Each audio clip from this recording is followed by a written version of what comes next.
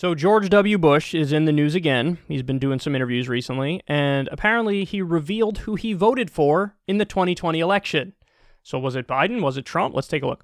Former President George W. Bush said that he wrote in his former Secretary of State, Condoleezza Rice, when he voted for president in 2020. In an interview with People, Bush tells the magazine that he didn't vote for either Republican Donald Trump or Democrat Joe Biden in November's election, but cast his vote for Rice. Bush told Rice he voted for her according to People. She knows it, Bush said to People, but she told me she would refuse to accept the office. Rice served as Bush's Secretary of State during his second term as president.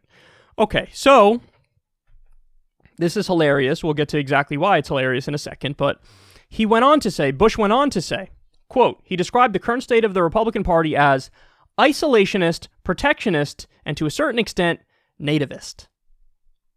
Think about that. These are his main problems with the Republican Party today.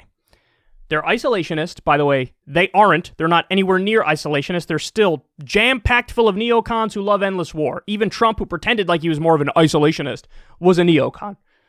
He put neocons in his administration and his policies. Most of them were neoconservative, with a handful of examples to the contrary, like with North Korea. Okay. Protectionist. So in other words, that means, these Republicans, they're against outsourcing jobs. No, they're not, but it would be awesome if they were. And then he said nativist. The nativist one, he has a point. There's definitely more open nativism, which is just a dressed up word for racism. That's more open in today's Republican Party than it was under Bush, but I would argue it was always there. It was just more latent, and the words were more coded, but the beliefs were always there. Anyway, so 2 out of the 3 things he's citing here is the main problem with the modern-day Republican Party are good things and not bad things. And by the way, again, he's just empirically wrong that they are these things. The Republican Party, the elected officials in the Republican Party are not isolationist, which is just a pejorative for non-interventionist. They're not protectionist. And they are nativist, and they are more open about that, but Bush was nativist too. Anyway, just in a different way. So, the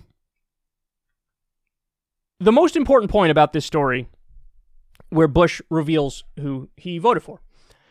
Who he voted for really shows you, in his mind, what the future of the GOP is. And there's a massive giveaway here, guys. So in his mind, the future of the GOP is somebody like Condoleezza Rice. Who is Condoleezza Rice? What does she represent? She represents all of the exact same policies as George W. Bush. But in the package of, she's a black woman.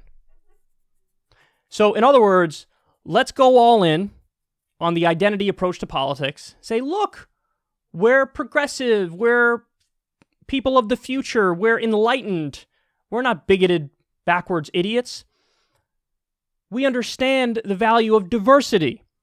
So let's put diverse faces on the same failed, terrible policies. Let's put diverse faces on neoconservatism and imperialism and trickle-down economics and tax cuts for the rich and corporations and deregulation and cutting the social safety net. Let's do that. And so it's as odious as it gets.